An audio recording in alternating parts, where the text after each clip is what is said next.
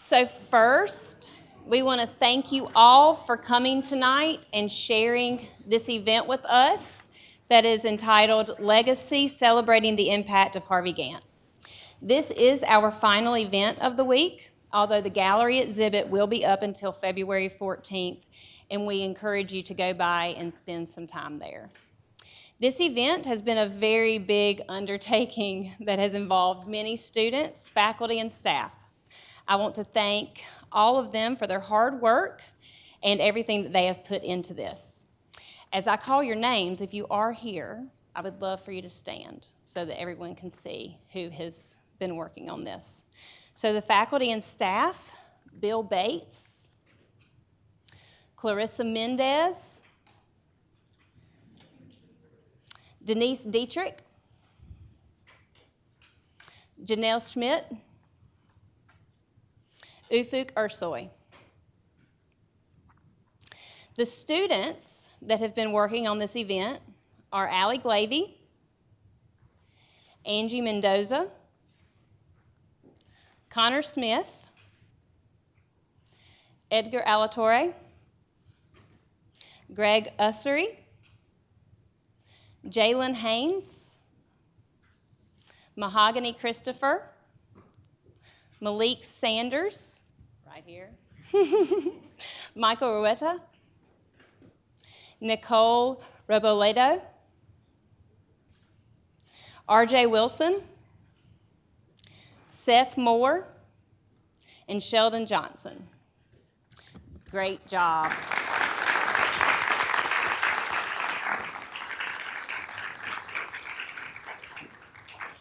We also need to thank our supporters that have allowed us to put on this event and supported us financially. First, the School of Architecture, the College of Architecture, Arts, and Humanities, Clemson University, the Harvey and Lucinda Gantt Foundation, and the Clemson Architecture Foundation. Now for the main event. To introduce our speakers, we have two students from CNOMAS who will introduce the guests. First, Malik Sanders, and then we'll have Michael Ureta. Thanks. Our speaker for the evening is Mr. Mario Gooden. Gooden graduated magna cum laude from Clemson University in 1987 with a bachelor's in science and design. He went on to receive his Master of Architecture degree from Columbia University in 1990. Mr. Gooden is currently a professor of professional practice, interim director of Master's Architecture Program, sequence director for Advanced Architecture Studios, co-director of the Global Africa Lab, along with Mabel Wilson at Columbia GSAPP, and the director of Mario Gooden Studio Architecture and Design. He is also an artist, producer, and the author of Dark Space, Architecture, Representation, Black Identity. Over the course of Mr. Gooden's career, he has been nationally and internationally celebrated with numerous awards and recognitions from the New York Times, the International Exhibition of Architecture Biennale in Venice, Italy, the Netherlands Architecture Institute, Architectural Record, and many more. Mr. Gooden is an accomplished architect with a clear devotion to inclusivity within the field and academia of architecture. I'm pleased to introduce Mr. Mario Gooden. He will begin our evening with a short presentation followed by a panel discussion with other panelists that Michael will introduce.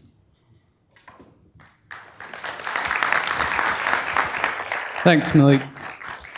Yes, so I have the honor to present to you our panelists. And so I'd ask those of you on the panel, when I introduce you, just please stand so everybody can recognize you.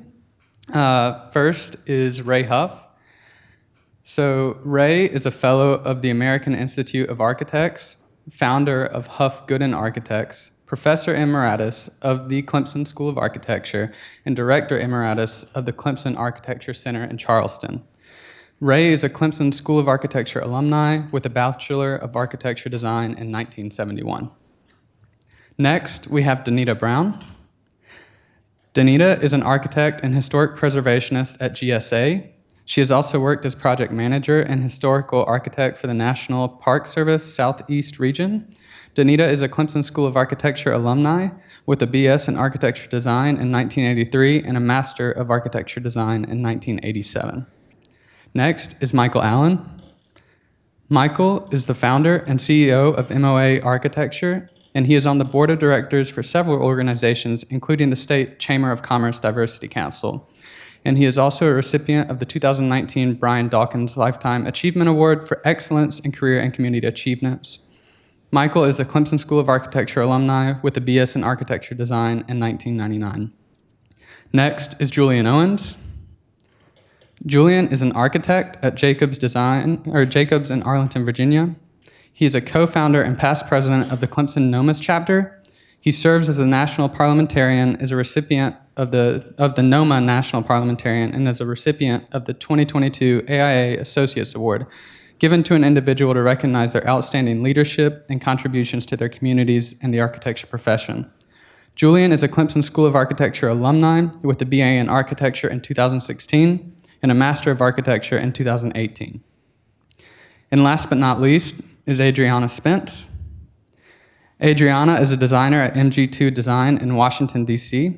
She is past Clemson NOMAS chapter president and recipient of the 2022 AIA Medal for Academic Excellence, awarded to top graduating students in NAB-accredited degrees. Adriana is a Clemson School of Architecture alumni with her BA in Architecture in 2020 and Master of Architecture in 2022.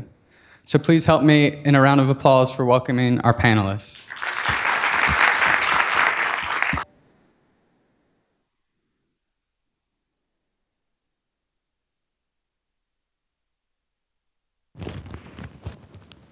So good evening, everyone. Thank you to Malik, and thank you, Michael, for this introductions.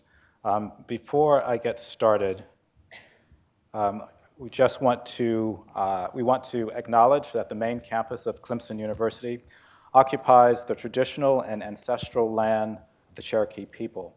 Clemson's main campus is built on land seized through U.S. military and diplomatic incursions, culminating in the Treaty of DeWitt's Corner in 1777.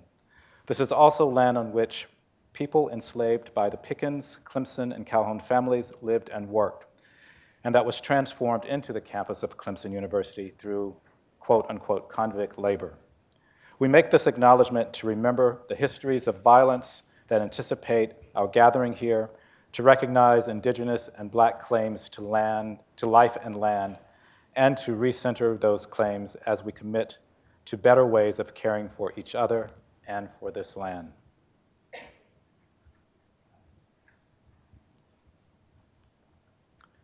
So it's really a privilege and an honor to be with you on this Friday evening, along with my co-alums on this panel in honor or in celebration, if you will, of Harvey Gantt's enrollment here at Clemson in 1963.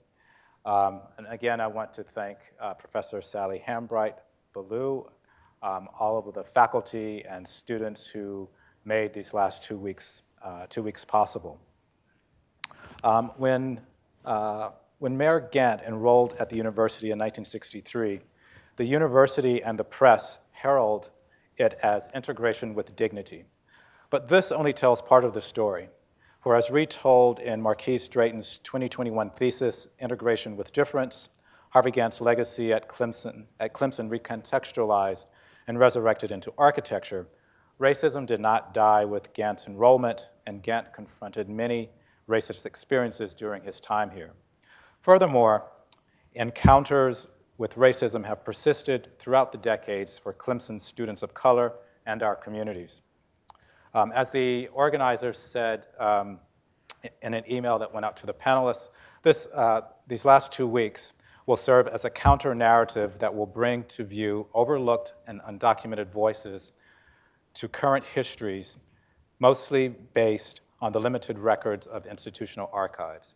Hence, I'm happy to be with you today and again to have this conversation, and I look forward to the conversation that we'll have with Ray and Danita and Michael and Julian and Adriana in a few minutes, and I will really will try to keep my remarks brief. I just want to maybe talk a little bit about, from this theme of integration and inclusion through the decades, and some things that I've been thinking about over the last few weeks when asked to be a part of this event. In The Long Emancipation, Moving Towards Black Freedom, writer and scholar Ronaldo Walcott states, "The conditions of Black life, past and present, work against any notion of what we inhabit in the now and call freedom. Post-slavery and post-colony, Black people globally have yet to experience freedom. We remain in the time of emancipation. Emancipation is commonly understood as the freeing of the slaves in the post-Columbus world, but emancipation is a legal process and term that he argues marks continued unfreedom, not the freedom it supposedly ushered in." Walcott goes on to write, "How did our slave past become our emancipated neoliberal present? Because we are not yet free, our slave past haunts and mars our attempts to render the past as past and the foundation for a future to come. The persistence of the past announces itself in discourses and practices of diversity, equity, multiculturalism, and anti-racism policies, all of which can be tied to the logics of legislative emancipation's juridical form. This, too, is the long emancipation. Those modes of adaptation that are often embraced as transformation and change, meant to signal the shifting foundational arrangements of our societies, are actually grounded in the extended logic of the terms and conditions juridical emancipation set out for Black life. These terms and adaptations are tutelage, and their trace lies in apprenticeship." Recently, I got asked to come and talk to like 300 people who were DEI. And we say diversity, equity, and inclusion. inclusion, Yeah, right? yeah. And even when you say it, everybody kind of like, their eyes get dreamy, right? It's like this, oh, diversity, equity, inclusion, right? But if you don't define what that means, it can mean Taco Tuesday. It can mean, collard green Wednesday. Right. You know what I mean? Yeah. It can be anything that's kind of cursory. Yeah. So one of the questions that I asked when I went to this thing, they asked me to come. Yes, we really want you to be here, and that was my white voice. We really want you to come here and do this thing, and Yeah. so, Thank you. Yeah, right. But so what happened was, I asked one question. I said, "How many people in here believe in diversity?" Everybody shot their hands up. Yep. Boom, everybody. I said, "Answer this one next question," and I said, "Don't bring your hands down. Answer this question. Diverse from what?" Right.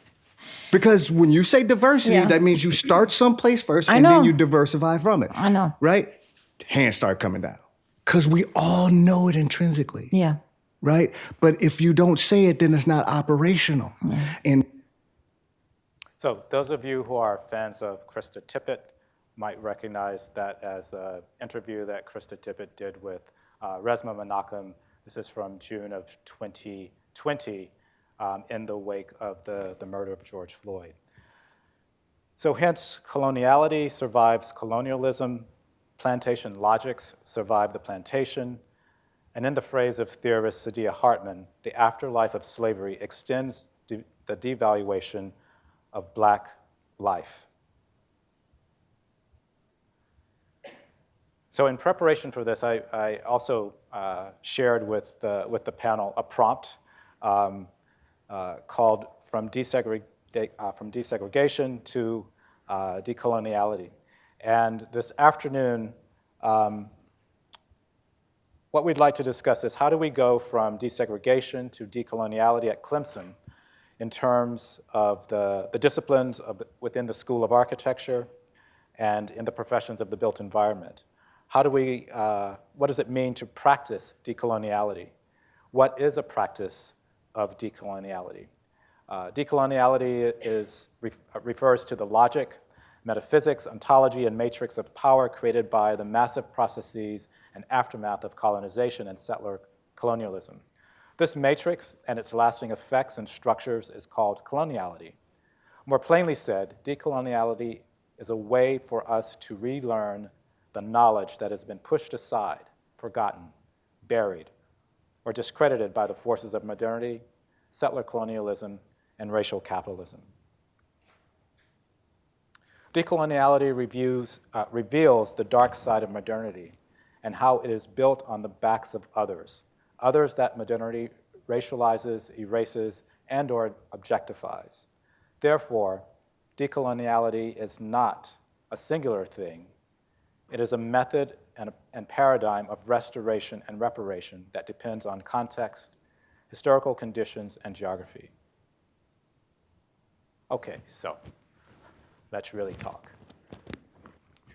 So this is the demographics of our state, the state that I was born in. I was born, well, Ray always says this, so I have to say it. Ray and I were born in Orangeburg, so that two black architects come from Orangeburg and then going to partnership was an amazing thing.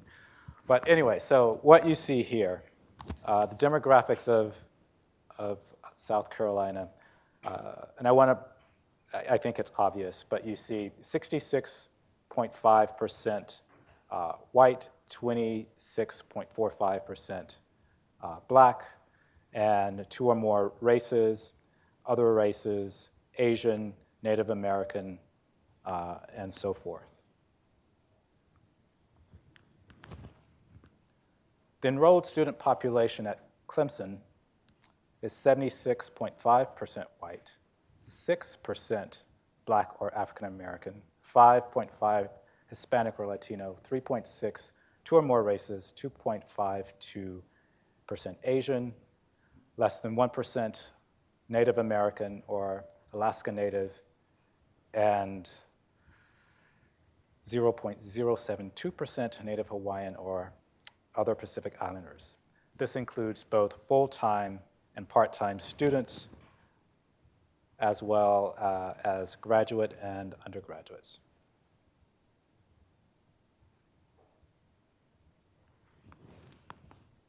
Yet black people have always been a part of the history of Clemson and deeply embedded into its origins, literally and figuratively. African Americans at Fort Hill and 557 convict laborers, mostly wrongfully convicted or convicted of petty crimes, constructed the university's buildings. So here you see, and some of you know this information, this is from an exhibition a few years ago, and this is research which is done by Dr. Rhonda Thomas, in which you see, this is at Fort Hill, an appraisal of the estate of A.P. Calhoun. This 1865 document itemizes 127 field slaves, 12 house and skilled trades, the larger number of slaves attributed to the property of A.P. Calhoun from his Alabama plantation, canebrake, also called Cuba plantation. Suffice it to say that the number of people of African descent outnumbered the Calhoun family. And here on the right, South Carolina called convict labor slaves of the state and this is post-emancipation, from 1899 until 1908, convict labor built Clemson University. Documents found so far list 557 convicts sent to Clemson.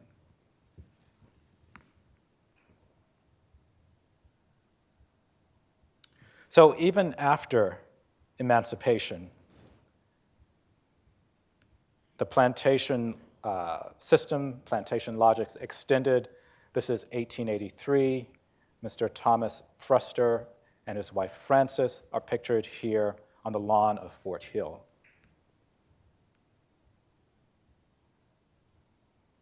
So decolonial approaches, methods, and movements seek to disrupt colonial and settler colonial logics and the seeming naturalness of racial capitalism. The methods and practices consider differences in ideas, social practices, histories, identities, and beliefs as part of a myriad of means of production of knowledge.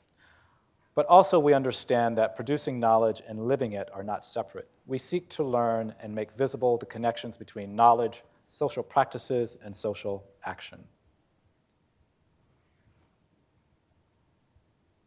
So then, what I'd like to do with the panel is we will start with, I've asked the panel to make a few brief remarks about their own experiences here, but then talk about these two questions. How do we go from desegregation to decoloniality at Clemson? Again, in terms, in the disciplines of the School of Architecture and the professions of the built environment. And what does it mean to practice decoloniality, and what is a practice of decoloniality? Okay, so now we'll come back to this. So I think some are aware, but some may not be aware. This is a rendering of Fort Hill from the 19th century, late 19th century, in which you see labeled there the mansion. You see slave quarters here. Some of you might be aware that there is a historical marker right not too far from here. What is it, maybe 500 feet at the entrance to the driveway entrance to Lee Hall, which marks the site of the old slave quarters as well as the stockade for the convict laborers. So, Lee Hall, here we go. Lowry and Lee Hall are actually situated on the site of the former slave quarters and stockade. This is from Joseph McGill's blog, and he participated in a walking tour with Dr. Rhonda Thomas in 2016. And I'll just read this story. In 1945, Clemson architecture professor Rudolph Lee developed, quote, suggestions for restoration of colonial farm life at Clemson College. In a settlement he believed could function as a, quote unquote, Little Williamsburg tourist attraction as well as an architecture laboratory for Clemson students. Lee noted, there are available also a number of log cabins, 100 or more years old, which could be used to advantage as outbuildings for activities on the colonial farm, such as a weave house, meal house, blacksmith shop, etc., and as typical slave quarters. And I'm quoting Professor Rudolph Lee. On this property, I have unearthed the stone foundations of the old John C. Calhoun field hands' quarters, and there is now, standing near the Marshall residence, a cabin which was the kitchen of the house of John C. Calhoun's farm overseer. There's a mill building on Clemson property which could be used for the John C. Calhoun grist mill.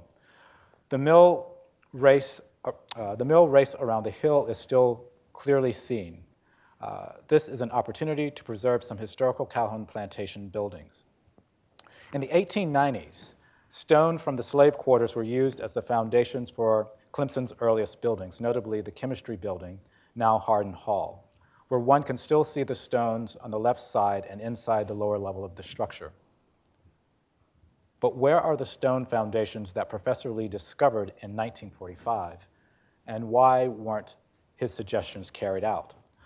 Why didn't someone care enough to help carry out Lee's suggestions to preserve this history? What happened to the antebellum buildings that were still standing on Clemson property in 1945? Why and how does historic property on a university campus disappear? In 1958, 12 years later, Clemson constructed a new building on this site and named it Lee Hall in honor of Professor Rudolph Lee, Clemson College of Class 1896. The building is included on the National Register of Historic Places. The Fort Hill slave quarters are not. This is the marker that's outside. On April 12, 2016, at 11:30 a.m., Clemson University held a groundbreaking ceremony for a historical marker that will acknowledge, or that acknowledges, the history that is hidden on the site, 71 years after Professor Lee located the foundation stones for the slave quarters. One side of the marker notes that the Fort Hill slave quarters once stood here. The other side acknowledges that the stockade for the predominantly African-American convict labor crew, ages 13 through 67, that helped to build Clemson College, was erected nearby. So with that, we'll take a deep breath, and I'll invite the panel to come to the table for your remarks.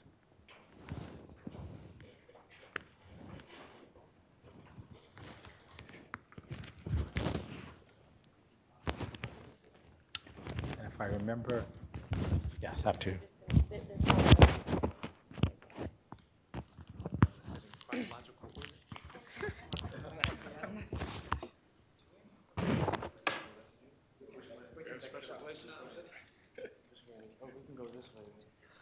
Chronological order. By age? No. I'm going to sit in the middle.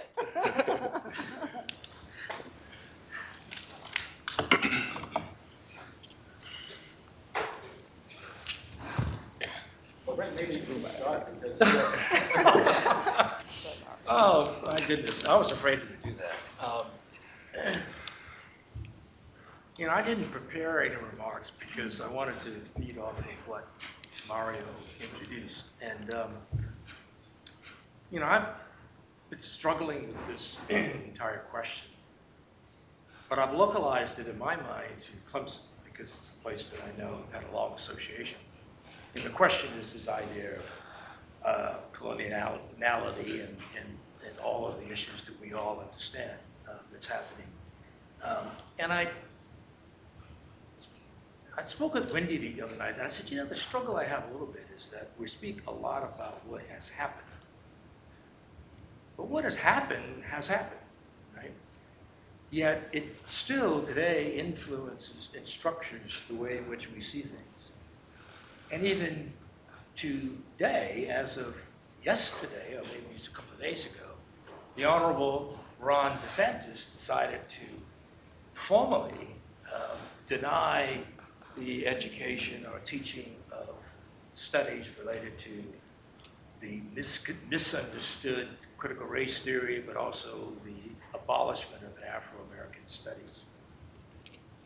So when we talk about what might be next and how do we reframe these conversations, particularly as we think about it through the medium of architecture, we can see that there's a galloping wind that's coming up that is something that I think shifts the conversation and the argument in some ways that we don't yet really understand. I gave a lecture here, I guess it was a year ago or so, I can't remember exactly when, in which I said that when I graduated from high school in 1966, I was 2 years post the Civil Rights Act of 1964, where desegregation was officially and legally abolished, although clearly it didn't remove that spectrum in our experiences. And I, as many folks of color, felt a certain liberation. We knew that there were still issues, but there was a hope that things would improve. And they have to some degree, it's undeniable. At the same time, now we're faced with a retrenchment that is very public. It's undeniable. It's becoming legislative. We see it in the South Carolina state legislature, and we see it in other ways.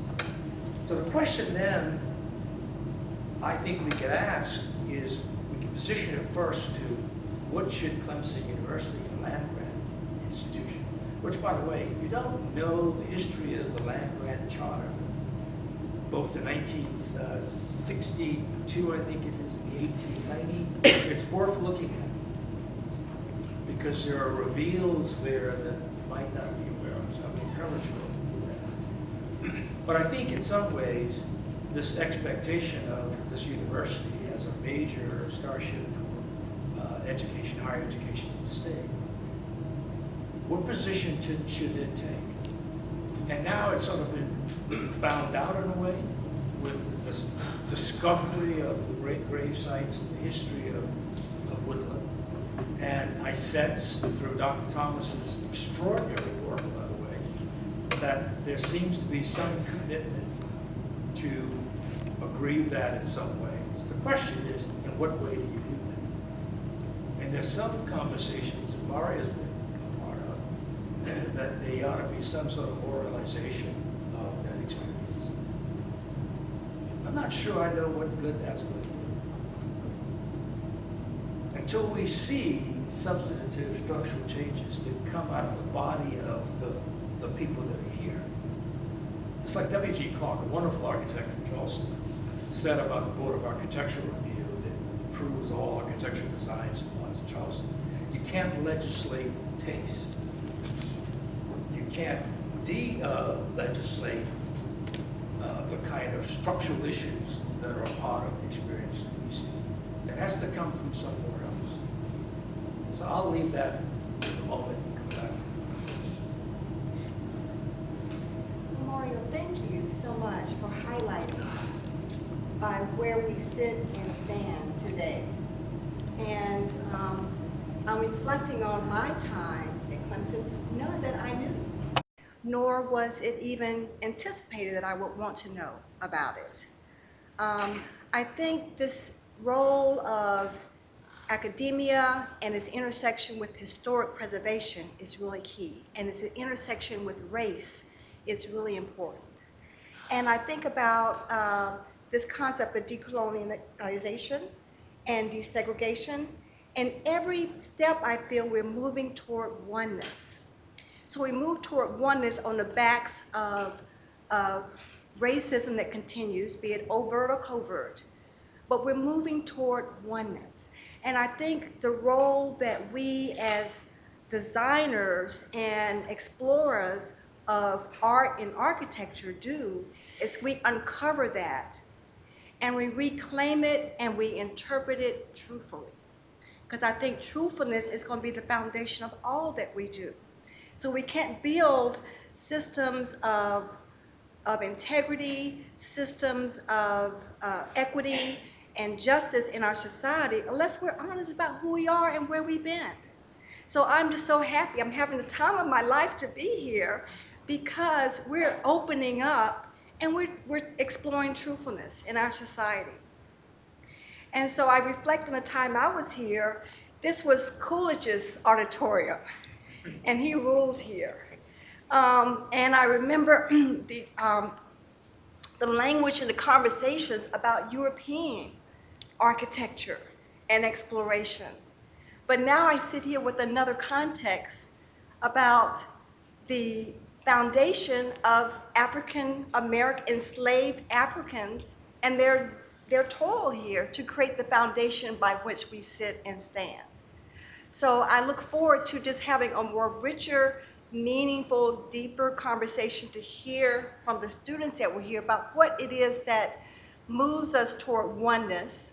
How do we see coherence in all that we do and all that we've experienced so that we can take what we have, experienced and look toward the future. And I believe we're moving toward oneness, but we have to understand the truth about where we've been, and that speaks about interpreting our history. So thank you for inviting me. I am excited as well to be in the presence and being on a panel with such a great group here. I was told my sophomore year that I had to choose between architecture and football. So I come at a different perspective than a lot, because there's not many that graduated from the program in architecture and actually played, get out there.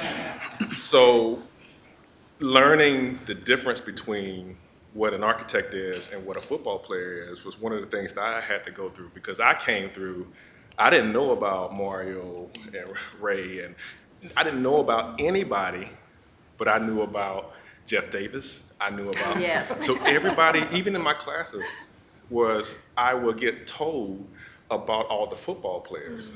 But I was never told about the Black architects that came before me. And part of that was because I was looked at as an athlete, not as a student. And so my perspective growing up on this campus was I had to understand what identity meant. And how do you develop an identity through a college that didn't acknowledge your history? And so I didn't learn a lot, and I'm still learning, what the history of Clemson has to offer to students that come after me, and learning how to help bring that history and present that history. And so now that I'm out practicing in the real world, the things that I'm learning about telling the true history and how do we make things fair? How do we make things feel like one? Is understanding everybody's culture. So there's a difference between race and culture, because I remember growing up with corner stores and barbershops, and when you look at neighborhoods as they're being developed, they don't have those things anymore. Those are things that are cultural. That corner store was one of the places as a kid that we used to always hang out. We would pool our money together. Or the barbershop is where you got all your news. If it wasn't church, it was the barbershop. And so these neighborhoods are now not there anymore because of gentrification. And so how do we stop gentrification? How do we tell the history of what these things and these elements of the community mean to us? If we don't tell the true history, we grow up just talking about football all the time. So that's my intro. Well, first and foremost, I want to say it's an honor to share a stage with you all, or an amphitheater floor with you all. We stand on the shoulders of giants, and y'all are literally the giants that we stand on. So I'm seriously honored to just be here with y'all. The decoloniality of Clemson, it's such a layered discussion. I think, that's something that has to come with a multifaceted approach. And I think everyone's touched on acknowledgement. I think Dr. Rhonda Thomas is doing an amazing job of leading that effort here at Clemson.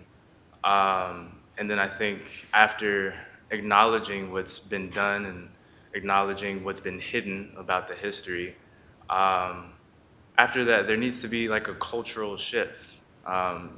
Essentially the culture was embedded in negating much of the history, or hiding it. And I think what's nice about this week and this event, it kind of feels like Clemson School of Architecture is leading that cultural shift. And I think that's a beautiful thing to see as an alum. But I think after the cultural shift, because I think the cultural shift is really preparing the campus for bringing in a more diverse group of students, a group of students that actually reflects the demographics that Mario showed. So I would love to walk on Clemson's campus and see the campus be 26% Black, because that's South Carolina. But that comes, after the cultural shift comes, there needs to be a real investment into Black communities in South Carolina. Whether that be into the education in the public school, there just has to be, it has to be more than, we're gonna start looking out for more Black talented students. It has to be, you have to actually intentionally create a pipeline that will, offer more students, more Black students, more students of color in general, an opportunity to come on campus. And then honestly, after that, I think it's just a natural progression to continue doing the things that those first steps were, acknowledging, making sure the culture isn't going backwards, it's continuing to progress, and then continuing to look for ways to reconcile. So I'm definitely sitting here from the benefit of all of these people that I'm on this stage with, and Julian in particular, because he was my freshman year TA, so it's crazy to be sitting here. But I mean, I definitely agree with truth being the most important part of starting this, and I think it's really cool to see Clemson bring out the truth, Clemson School of Architecture, because I feel like, I mean, I definitely didn't know a lot of this information while I was a student. It's cool that I have been a part of uncovering it, but it's also nice to see how everyone's here. Everyone's been here all week for these events, so it means that people are interested in trying to understand what's going on. But in terms of decolonialization, I mean, that's a huge thing. It's a culture that, as Ray was saying earlier, like we're starting to go a little bit backwards, and it's kind of scary to see. It's also scary to bring it up, but it's important to show that we're talking about it, and like Clemson being small and like in the middle of nowhere, because I will introduce Clemson as my middle of nowhere place that I've picked over somewhere else, but I'm so glad that I was here, and like it means something that Clemson is bringing that out, and we're pulling it out of where we are and like where we're standing on right now.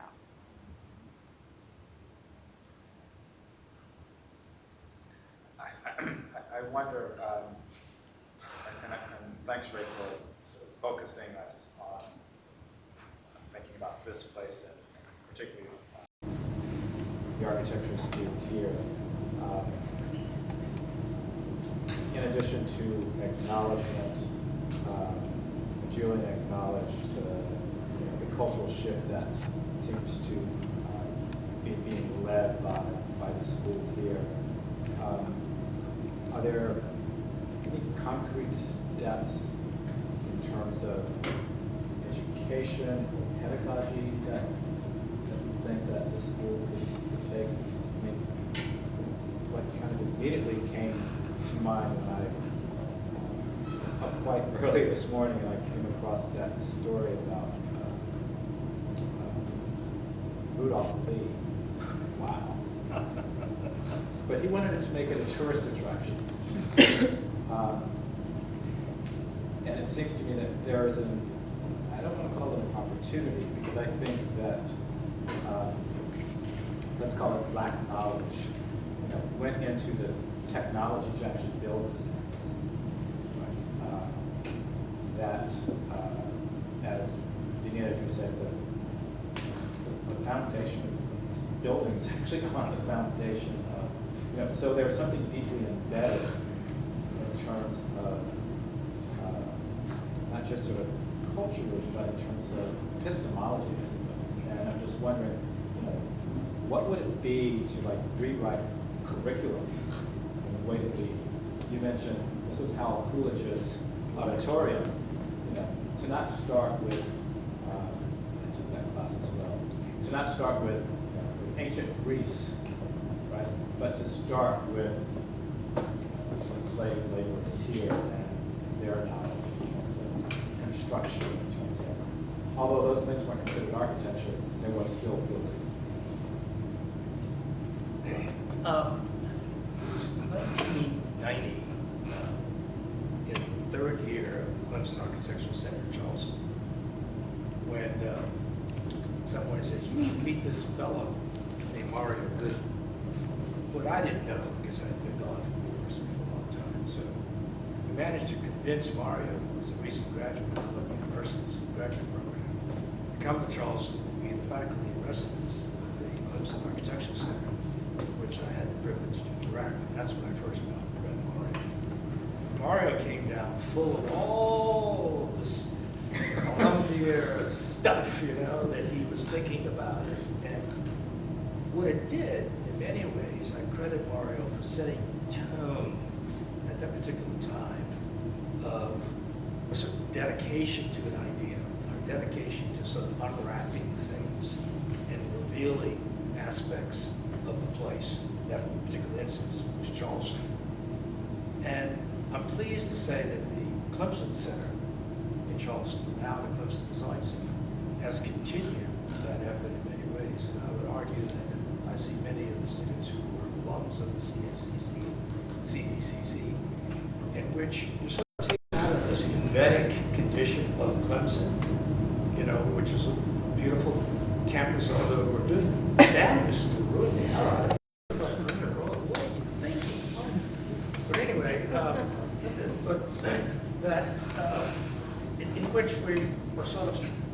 asking questions and putting them in real environments, in an urban setting, you're dealing with all the complexities of life in a situation like that. The projects tend to be structured around those. And I think it's really critically important as young architectural students that not only are you developing the knowledge, the skills, the very attributes, but there's a certain insightfulness that I think comes out of the study of architecture. When I came here, I knew a damn thing about architecture.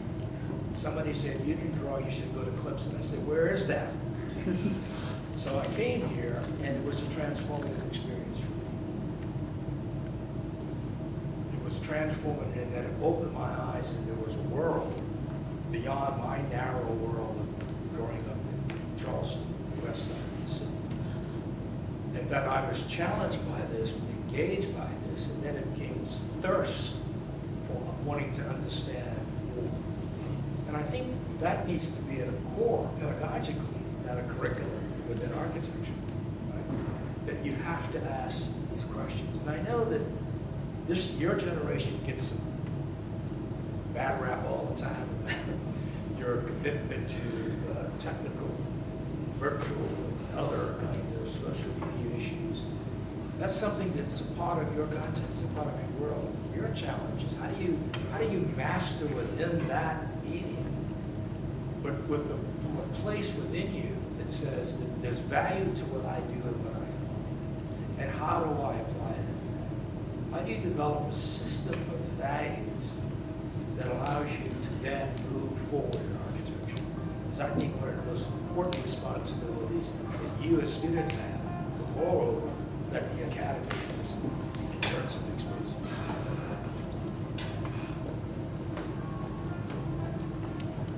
I think that kind of goes along with how you presented the DEI initiative, how that could be a Taco Tuesday or worse, a Green Wednesday.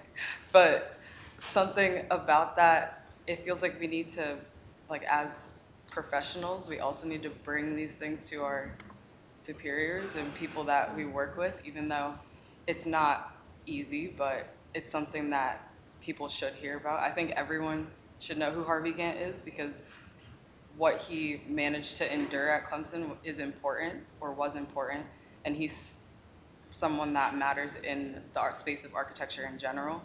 So in that regard, I felt like this moment here today and like the exhibition, I'm actually gonna try to present to my firm at a Friday meeting because I need it to be like known that this is going on. It's going on at Clemson. It's going on with students. And I think, Ray, what you're saying, that starts with like the education of how Clemson is presenting the education and how Clemson is telling students to consume architecture.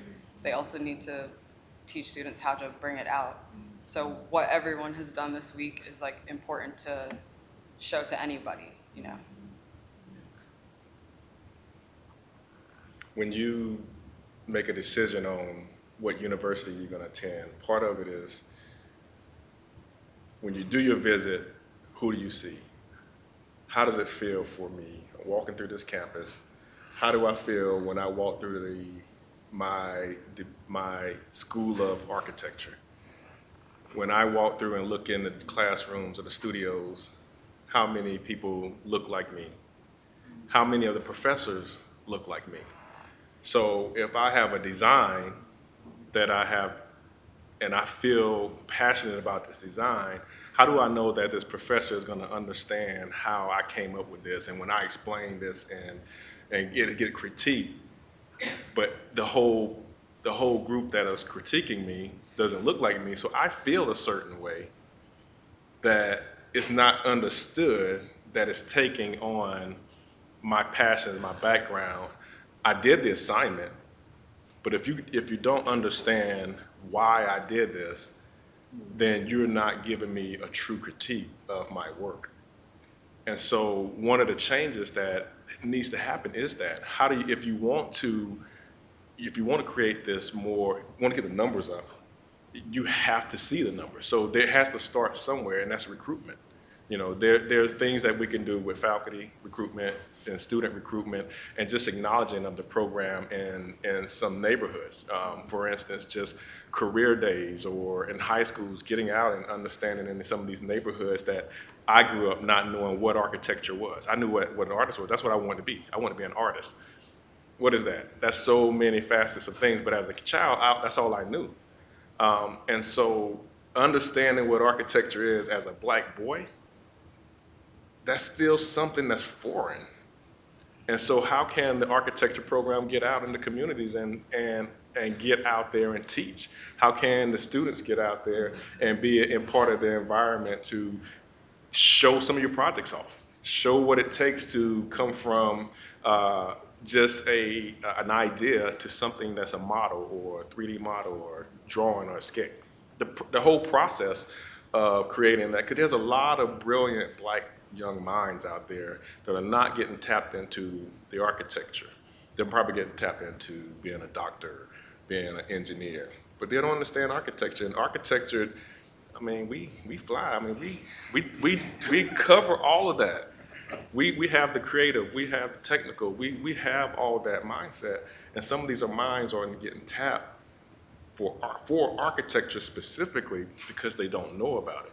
And so part of it is starting from the root, but the university can help with that, is by being in the community, being specifically hitting these areas of, we call it architecture deserts, that don't have any knowledge of what we do as a profession. I mean, even as a student now, you don't know exactly what we do in our profession until you get out there. You're probably learning these things now that you learned a lot in school, but when you get out there, this is another learning experience. So there are ways and steps that we do, but I would say part of it is how can the College of Architecture get into the community and get into these areas to educate.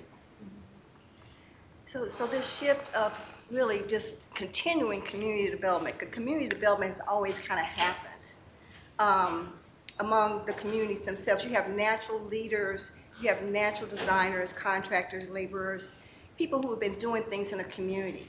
How do we then, you and I think, find a way through an academic way to promote community development, to really go into a community and say, you know, I see how you're starting a process of exploring your history and exploring how you're creating these neighborhood models that can be shared with in other spaces. So I think communities already have this kind of framework that we can reinforce. I wouldn't want to say that community development is about us going into a community and shaping who they are. They already know who they are. They have a framework of how they relate to each other. I think what we can do is encourage that. And that takes time, it takes commitment, and it takes a will to want to be engaged in true community development. It's grassroots. So I think, you know, what I'm excited about Clemson and what Clemson is doing right now is first acknowledging who we are as an institution and what we want to be in light of the community. And then we find these community places and spaces and people that already have a voice and amplify it with, that you know, this is what you're doing and this is how we give structure to it. Share with me your way of giving structure to what you see.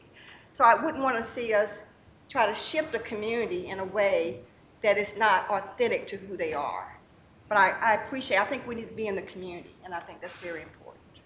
I want to go back to something Mario said or started to touch on earlier, and I think there's definitely changes that would need to happen within the curriculum. Like, what are we actually teaching students in the School of Architecture? Because I can think back to my time, and the only time that I can remember where I'm not like learning about Eurocentric architecture was actually because of my minor. It was a Spanish American area studies minor, so we were diving into favelas in Brazil and all kinds of other stuff, which is super interesting things, and you know, you can actually learn from it and apply it in the School of Architecture. But you know, I saw that in like a South American geography class, and I was like, why aren't we, I don't know, why is that not something that's covered in the School of Architecture? That doesn't make any sense to me. But I do commend Clarissa for new things that are coming up, such as the design justice course that they have now, where there are actual new innovative discussions that are being put into the curriculum intentionally. But I do think, exposing students at a younger, Adriana probably doesn't remember this, but when I was their TA, they had a field trip to Charlotte. You remember that, Sally? We took them, I don't remember what the first firm was, but it was like a firm crawl, essentially. First firm I take my group to, they sit everybody down, and the guy that was like leading the discussion from the firm, he asked the group, he said, I'll give a mug to anybody that can tell me who Harvey Gantt is. And nobody knew who Harvey Gantt was. They had been at Clemson for a semester at this point. And I'm like, even he should be part of the curriculum. Like, it's so crazy to think there's so many things that aren't ingrained in the curriculum. So I think that is one major thing that has to happen, for sure. Yeah, I mean,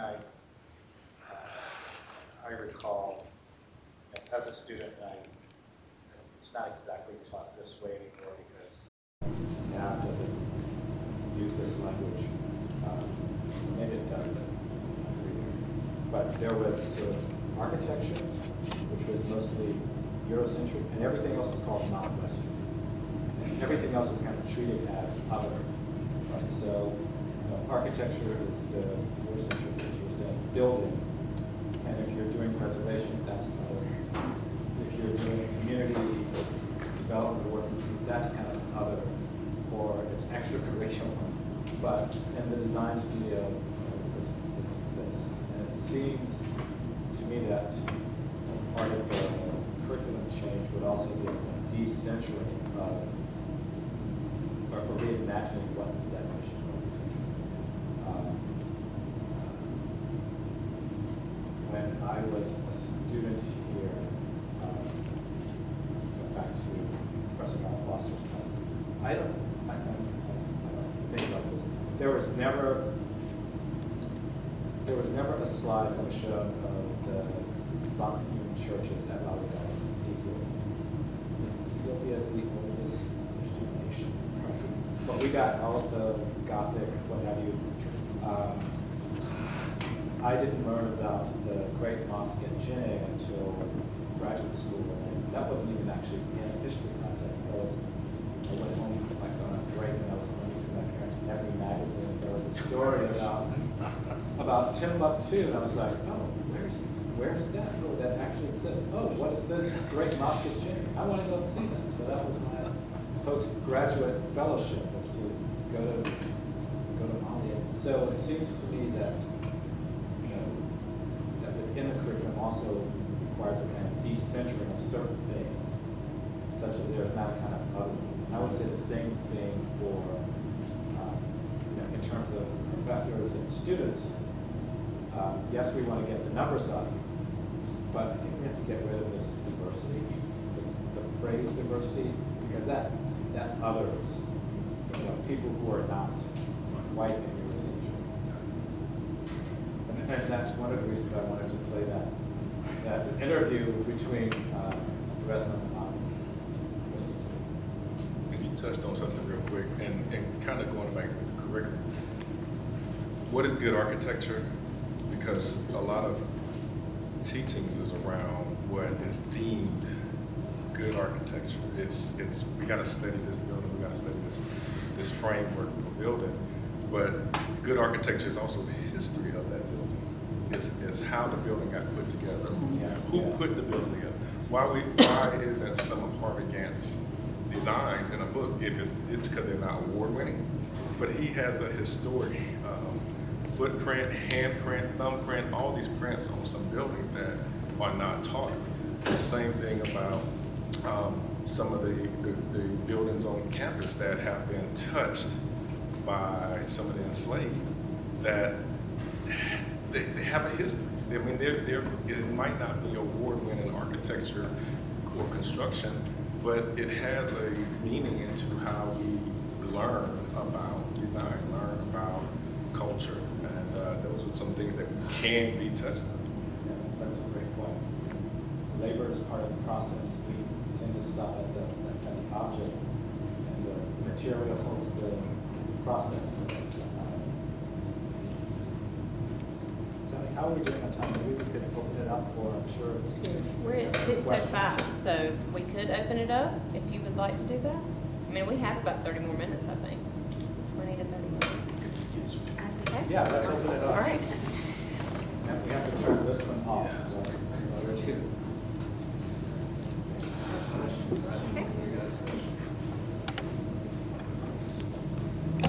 Hello. Yeah. Ray, you mentioned that what has happened has happened. How do we move forward? I don't know. I honestly don't know. I think there are certain trajectories that we have to begin to explore. Quite frankly, I don't know that there's any single answer to that. I think there's an intensification now in awareness of some of the stripes that we see. I think part of it, if we want to go back to the academy, one of the struggles I know that we have here as a 4-2 program is that, we're trying to teach architecture some regards, and I'd be interested to hear from some of the current faculty members. In a 4-year undergraduate degree, the studio meets 3 times a week, and we're trying to cram all of what it takes to become an architect into that period of time. So it's really hard then to bring in other concerns, exposures, what have you, because of the frame of that. So some way in which we might think about the curriculum in terms of being less concerned about some of the more fundamental precepts, but also to say, how do you build a certain awareness within the practitioner?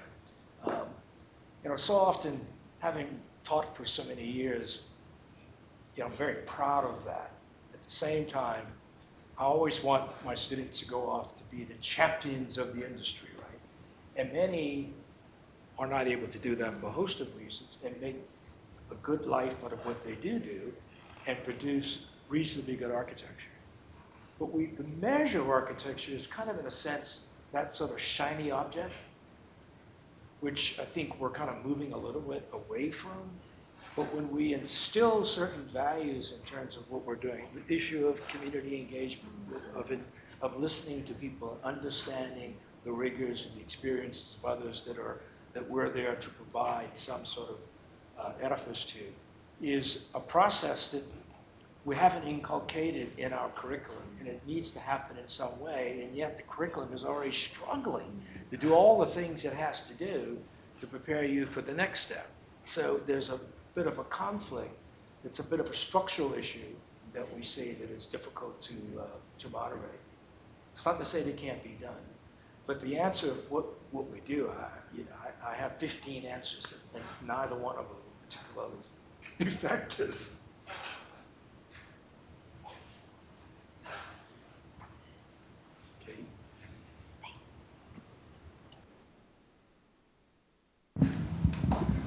Thank you, Sally, and thank you to the panel. It's wonderful to have you here. This is, I don't know if it's related or not, but HBCUs are powerful educational institutions for architectural education in this country. And the AI's Large Firm Roundtable and others are putting a lot of resources into trying to support education there. Did any of you consider going to an HBCU? Why or why not? Why did you pick Clemson over those options? What do you think about the future of HBCUs? I think it's a really good question, because my parents and their siblings all went to South Carolina State College, which is now a university. And I wanted to go too, but they didn't have architecture. And that's what I wanted to study. What would it look like if Clemson did align with a school like South Carolina State University to offer architecture? I mean, the schools, the Atlanta University centers, they collaborate with Georgia Tech on engineering and other aligned careers. But I didn't go to a HBCU. I wanted to, my heart was wedded to it, but it was more wedded to architecture. And I didn't really know what architecture was, but I knew it's something I needed to pursue. And Clemson was the only school in the state that offered it.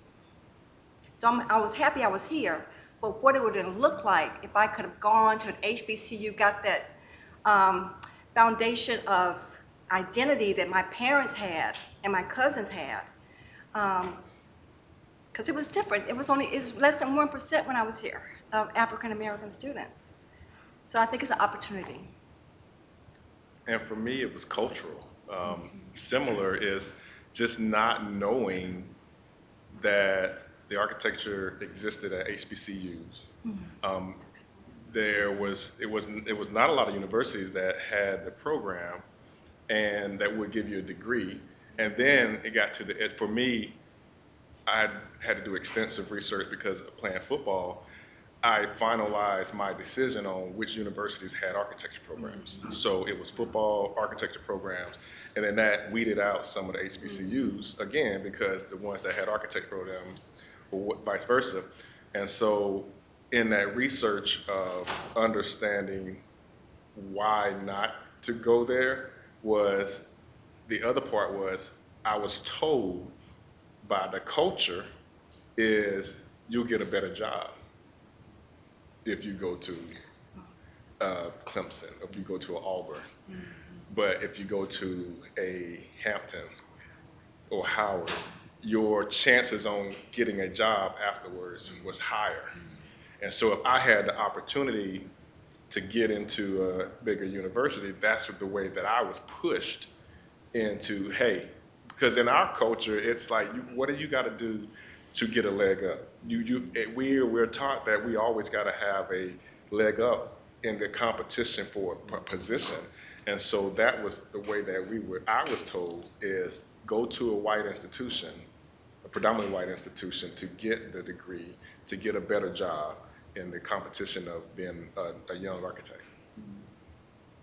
Who would have thought that Deion Prime Sanders would shine on HBCUs?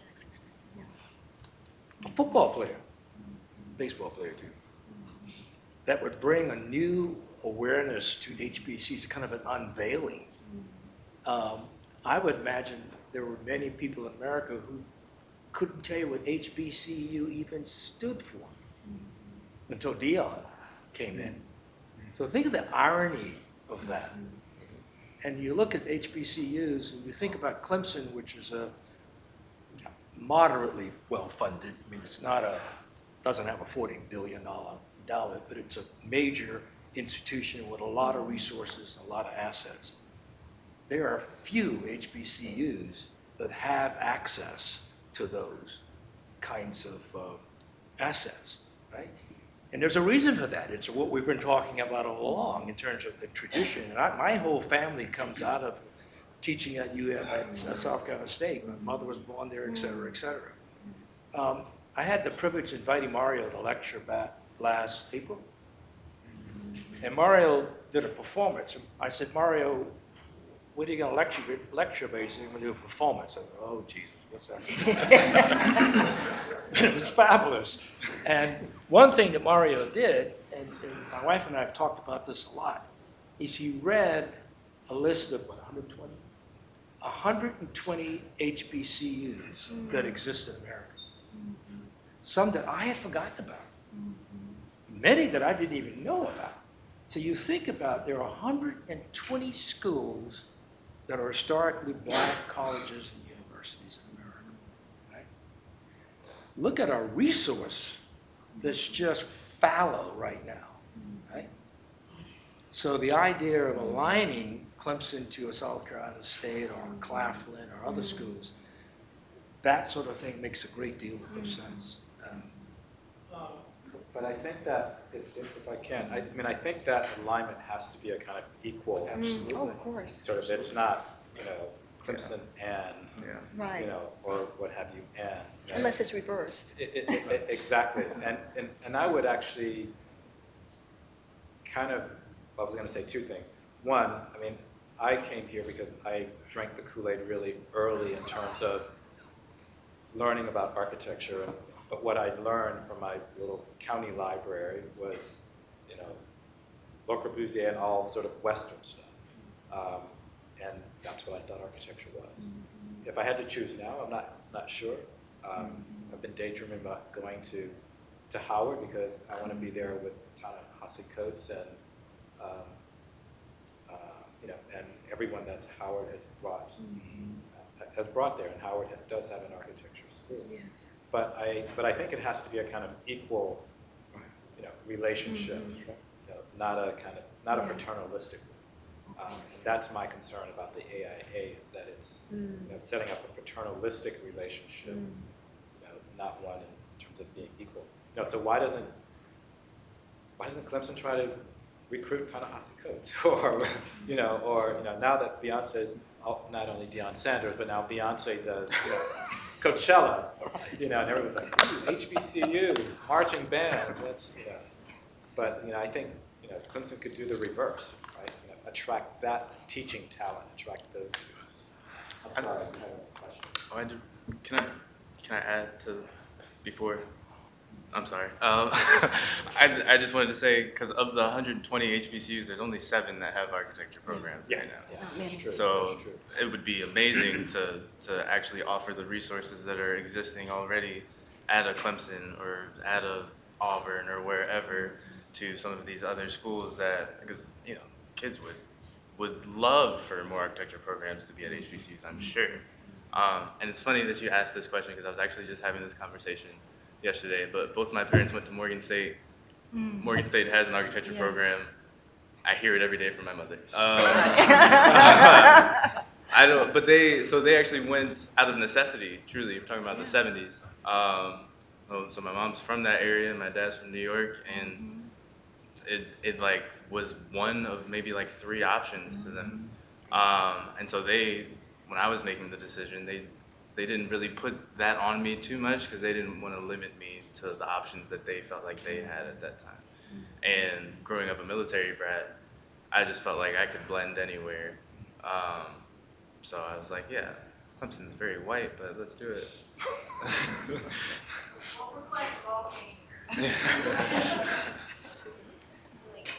Oh yeah. Good evening.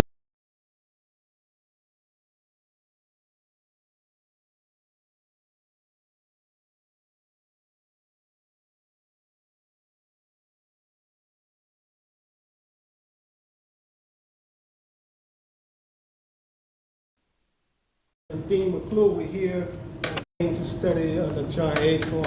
One of my birthday present when I was in the 10th grade is to visit the School of Architecture to meet John Acorn. Okay. Getting back to Harvey Gantt architecture, I want to mention him because, you know, his legacy.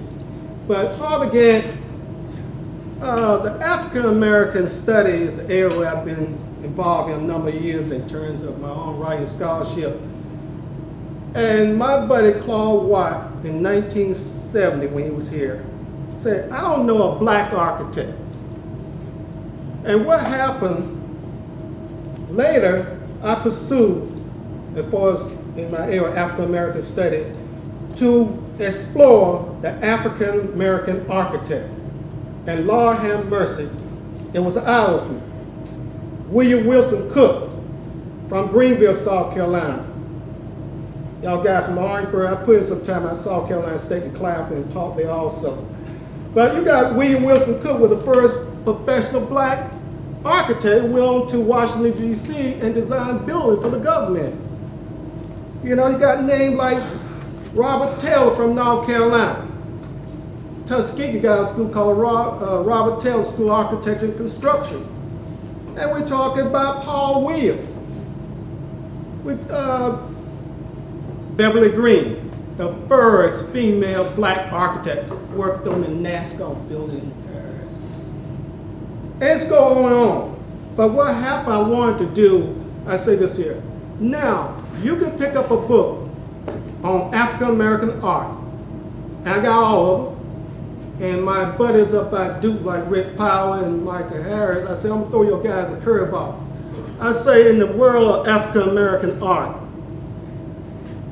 all the books and the publications, and we have them all, you will not find not one black African American artist listed. In other books on art history, you got Frank Lloyd Wright, Lee Corbusier, whole 9 yards, in a survey course. For a survey course in African American art, you don't have the African American artists. And I've been pursuing that discipline to add, to bridge the gap. I have a PowerPoint presentation called The African American Architect and the African American Artist, Their Time and Places. Like I say, Harvey Gantt is one of the persons I'm involved with writing something on his career, not from a civil rights standpoint, not from his political standpoint. I'm writing on Harvey Gantt as the creative, innovative architect. We've been in conversations, I've been taking notes, whole 9 yards. I don't know when I'll finish the publication, but it's a journey I'm taking with him. But I'm focused on him as the creative, innovative architect. And I think that's one of his legacy. People don't realize the impact of Harvey Gantt, his architectural work. The skyline of Charlotte, North Carolina. South Carolina State Art Department designed by Harvey Gantt with work with Leo Twiggs down there. And in Charleston, there's one building. What's that building? Well, there's several actually. There's several, but that one, The clinic, Sanders Clyde. Longshore is a Longshore. That's the one, the Longshoreman facility. Which they're about to tear down. They what? Yeah. Yeah, I heard that. That's the second one they're tearing down. Tore yours down first, right?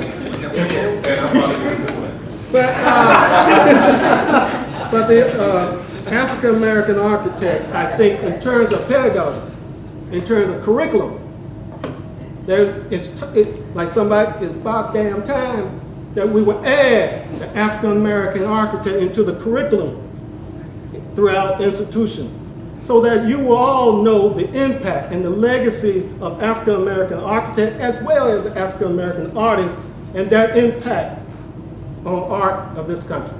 And I'll leave this with his saying, 20th century modernism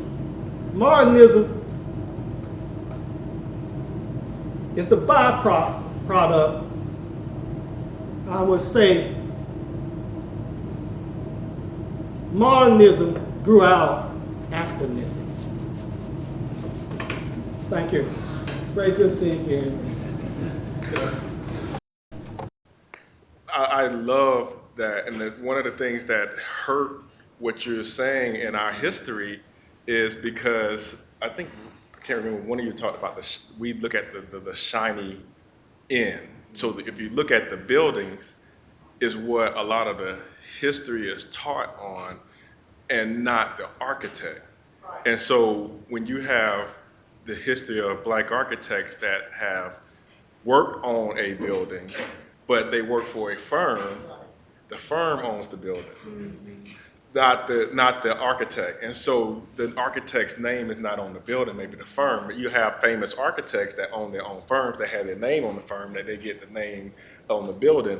And so our history as architects, as good architects, gets diminished because we're working under the firms. And so that history needs to be told, like, yes, these are the buildings that they worked on. Like, for example, I have to go back to Duke University now and walk that campus. Once I find two of them design those buildings, I need to go back to Duke University and walk those buildings. I probably at this fall I have a one-man exhibition scheduled in North Carolina Central. I'll get a chance to go experience Duke campus with the consciousness of African American architect designed that building. You know, and a lot of people don't know that. There's a lot of hidden, there's a lot of hidden names in the word architecture. A lot of hidden names in that.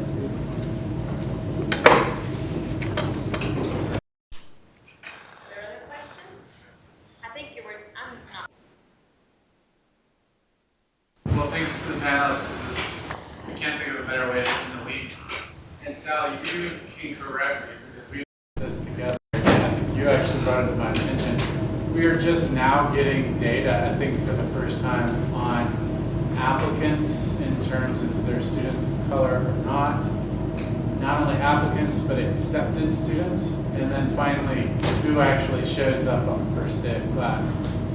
We're frustrated by, but also excited by the fact that the accepted students in architecture actually matches the demographic pie chart that you showed. Fortunately, on the first day of class, those numbers don't hold. So we're more like 10 to 12%. Right now it's 14%. Okay, we're at 14% students of color incoming, but the good news is we have accepted students that match that demographic. So we're in a process now of trying to figure out what happens between acceptance and not coming. If it's money, that's one thing. That's potentially solvable. But we also acknowledge that it could be what we've been talking about. Do they go to HBCUs? Do they visit and realize this is not the place for me? So that's the goal. The goal is to match that pie chart. So we're getting closer. Talk to Dion. I think he's taking my call. So maybe one more question?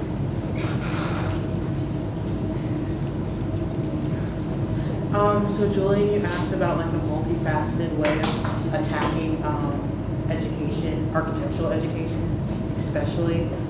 Is there a particular way? I know Clemson recently has gone about including and encouraging us to understand our mental health and put that as a priority as well as our physical health. So is there different ways in which we can attack kind of education to make it more inclusive? Just gonna single me out like that, Jay. I'm so sorry. No, thanks for the question. When I spoke on education, honestly, I wasn't even thinking on the collegiate level. I was thinking more of investing into the education system in predominantly black communities in South Carolina. I don't know financially how that works by Clemson. I honestly don't know, but I'm sure that there is a way. I think to what you're speaking to, though, that kind of goes back to the cultural shift here at Clemson and seeing it affect the curriculum and not just what's being taught, but what matters in what's being taught and what's being evaluated. There was a conversation after my talk last night, or a question after my talk last night, like how do professors like better gauge whether or not a student is feeling like they belong in their school of architecture, in their courses? And I mean, is it a norm to even have that conversation, to actually cultivate an environment where a student would be willing to have that conversation with your professor? And what has to happen in order to make that a norm? You know, you're speaking on mental health. That is probably something that probably should be focused on in every school, especially a school that has you staying up for like 48 hours at a time. Like, come on. But it definitely involves a shift within what is being evaluated and what's being taught in the curriculum, what you're speaking to.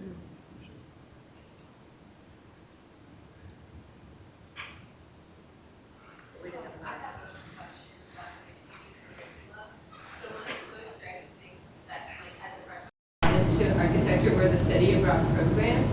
So could it be a possibility, what if we expanded that study abroad beyond Europe? Could it help? We're working on it.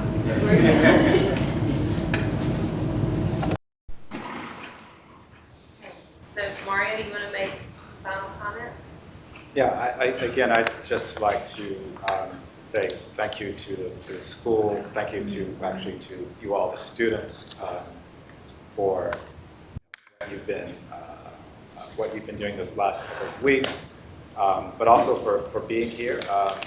And I hope that just in terms of my small contribution, while we all are learning a lot about the university, about this place, and I've learned so much over the last 2 to 3 weeks that I did not know.